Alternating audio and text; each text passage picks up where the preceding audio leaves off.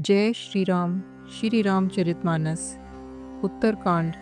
प्रसंग है श्री राम जी का स्वागत एवं भरत मिलाप। प्रभु को आते जानकर अवधपुरी संपूर्ण शोभाओं की खान हो गई। तीनों प्रकार की सुंदर वायु बहने लगी। सरयू नदी का जल अत्यंत निर्मल हो गया।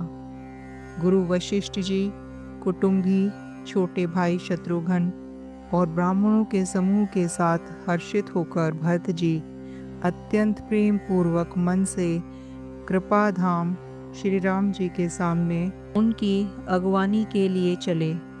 बहुत सी स्त्रियां अटारियों पर चढ़ी आकाश में विमान देख रही हैं और उसे देखकर हर्षित होकर मीठे स्वर से सुंदर मंगल गीत गा रही हैं। श्री रघुनाथ जी पूर्णिमा के चंद्रमा है तथा अवधपुरी समुद्र है, जो उस पूर्ण चंद्र को देखकर हर्षित हो रहा है और शोर करता हुआ बढ़ रहा है। इधर उधर दौड़ती हुई स्त्रियां उसकी तरंगों के समान लगती हैं। विमान पर से सूर्य कुल रूपी कमल के प्रफुल्लित करने वाले सूर्य श्री राम जी वानरों को मनोहर नगर दिखला रहे हैं। वे कहते हैं, हे सुग्रीव, हे अंगद, हे लंकापति विभीषण, सुनो, यह पुरी पवित्र है और यह देश सुंदर है। यद्यपि सबने बैकुंठ की बड़ाई की है, यह वेद पुराणों में प्रसिद्ध है और जगत जानता है, परंतु अवधपुरी के समान मुझे वह भी प्रिय नहीं है। यह बात कोई विरले ही जानते हैं। यह सुहावनीपुरी मेरी जन्मभूमि है। इसके उत्तर दिशा में जीवों को पवित्र करने वाली सरयू नदी बहती है, जिसमें स्नान करने से मनुष्य बिना ही परिश्रम मेरे समीप निवास पा जाते हैं। यहाँ के निवासी मुझे बहुत ही प्रिय है। यह पुरी सुख की राशि और मेरे परम धाम को देने वाली है। प्रभु की वाणी सुनकर सब वानर हर्षित हुए और कहने लगे कि जिस अवध की स्वयं श्री राम जी ने बड़ाई की है, वह अवश्य ही धन्य है। कृपा सागर श्री रामचंद्र जी ने सब लोगों को आते देखा तो प्रभु ने विमान को नगर के समीप उतारने की प्रेरणा की। तब वह पृथ्वी पर उतरा। विमान से उतरकर प्रभु ने पुष्पक विमान से कहा कि अब तुम कुबेर के पास जाओ। श्री राम जी की प्रेरणा से वह चला। उसे अपने स्वामी के पास जाने का हर्ष है और प्रभु श्री राम जी से अलग होने का अत्यंत दुख भी। भरत जी के साथ सब लोग आए। श्री रघुवीर के वियोग से सबके शरीर दुबले हो रहे हैं। प्रभु ने वामदेव, वशिष्ठ आदि मुनि श्रेष्ठों को देखा तो उन्होंने धनुष बाण पृथ्वी पर रखकर छोटे भाई लक्ष्मण जी सहित दौड़कर गुरु जी के चरण कमल पकड़ लिए। उनके रोम रोम अत्यंत पुलकित हो रहे हैं। मुनिराज वशिष्ठ ने उठकर उन्हें गले लगाकर कुशल पूछी। प्रभु ने कहा, आपकी ही दया में हमारी कुशल है। धर्म की धुरी धारण करने वाले रघुकुल के स्वामी श्री राम जी ने सब ब्राह्मणों से मिलकर उन्हें मस्तक नवाया। फिर भरत जी ने प्रभु के वे चरण कमल पकड़े जिन्हें देवता, मुनि, शंकर जी और ब्रह्मा जी भी नमस्कार करते हैं। भरत जी पृथ्वी पर पड़े हैं, उठाए उठते नहीं। तब कृपा सिंधु श्री राम जी ने उन्हें जबरदस्ती उठाकर हृदय से लगा लिया। उनके सांवले शरीर पर रोए खड़े हो गए। नवीन कमल के समान नेत्रों में प्रेम अश्रुओं के जल की बाढ़ आ गई। कमल के समान नेत्रों से जल बह रहा है। सुंदर शरीर में अत्यंत शोभा दे रही है।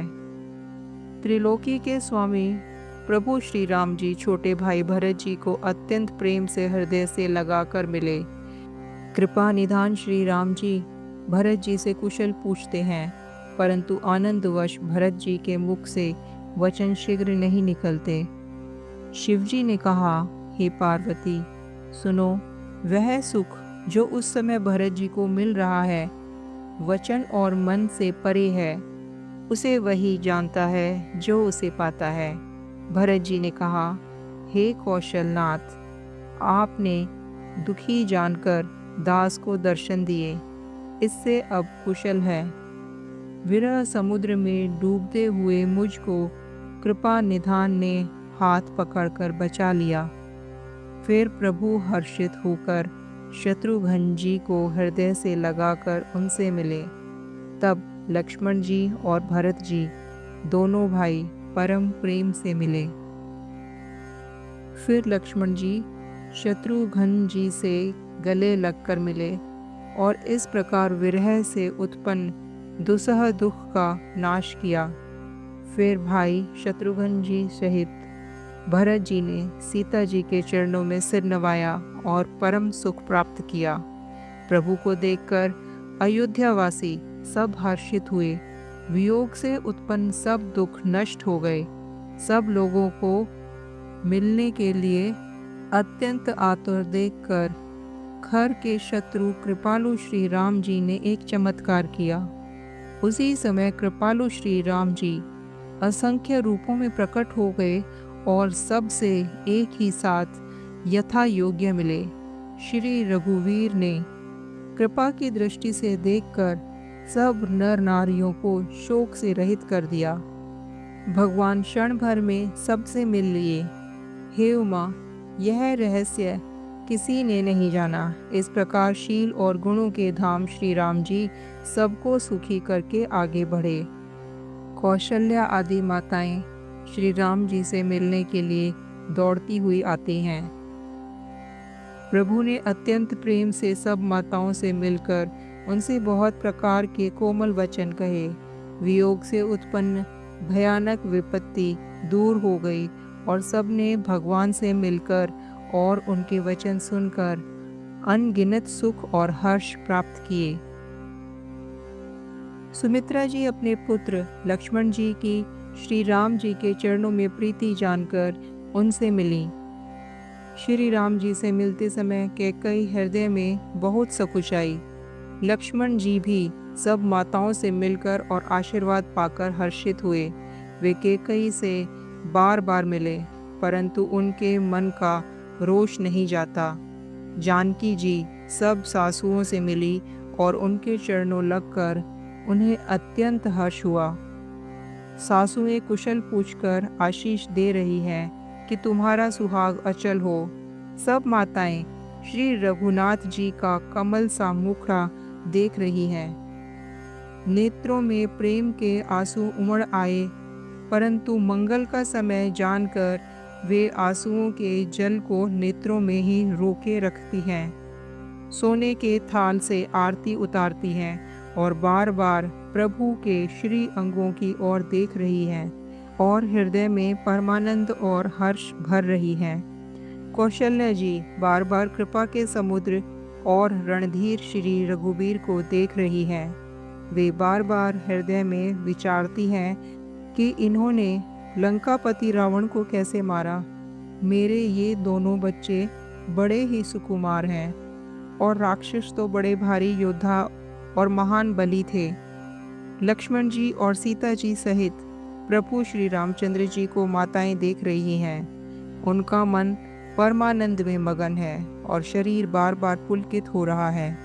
लंकापति विभीषण, वानर राज सुग्रीव, नल, नील, जाम्बवान और अंगद तथा हनुमान जी आदि सभी उत्तम स्वभाव वाले वीर वानरों ने मनुष्यों के मनोहर शरीर धारण कर लिए। वे सब भरत जी के प्रेम, सुंदर स्वभाव, त्याग के व्रत और नियमों की अत्यंत प्रेम से आनंद पूर्वक बड़ाई कर रहे हैं और नगर निवासियों की प्रेमशील और विनय से पूर्ण रीति देखकर वे सब प्रभु के चरणों में उनके प्रेम की सराहना कर रहे हैं। फिर श्री रघुनाथ जी ने सब सखाओं को बुलाया और सबको सिखाया कि मुनि के चरणों में लगो। ये गुरु वशिष्ठ जी हमारे कुल के पूज्य हैं। इन्हीं की कृपा से रण में राक्षस मारे गए हैं। फिर गुरु जी से कहा, हे मुनि सुनिए, ये सब मेरे सखा हैं। ये संग्राम रूपी समुद्र में मेरे लिए जहाज के समान हुए।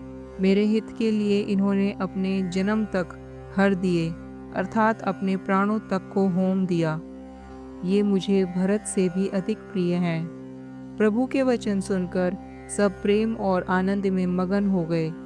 फिर उन लोगों ने कौशल्या जी के चरणों में मस्तक नवाए। कौशल्या जी ने हर्षित होकर आशीषें दी और कहा, तुम मुझे रघुनाथ के समान प्यारे हो। आनंद कंद श्री राम जी अपने महल को चले। आकाश फूलों की वृष्टि से छा गया। नगर के स्त्री पुरुषों के समूह अटारियों पर चढ़कर उनके दर्शन कर रहे हैं। सोने के कलशों को विचित्र रीति से अलंकृत कर और सजाकर सब लोगों ने अपने अपने दरवाजे पर रख लिया। सब लोगों ने मंगल के लिए ध्वजा और पताकाएं लगाई। सारी गलियां सुगंधित द्रव्यों से सिंचाई गई। नगर को बहुत प्रकार से सजाया गया। हर्षपूर्वक नगर में बहुत से डंके बजने लगे। स्त्रियां नगर में सोने के थालों में अनेकों प्रकार की आरती सजाकर मंगल गान कर रही हैं। वे दुखों को हरने वाले और श्री रघुकुल रूपी कमल वन से प्रफुल्लित करने वाले सूर्य श्री रामचंद्र जी की आरती कर रही हैं। नगर की शोभा, संपत्ति और कल्याण का वेद शेष जी और सरस्वती जी वर्णन करते हैं, परंतु वे भी यह चरित्र देखकर ठगे से रह जाते हैं। शिवजी कहते हैं, हे उमा, तब भला मनुष्य उनके गुणों को कैसे कह सकते हैं।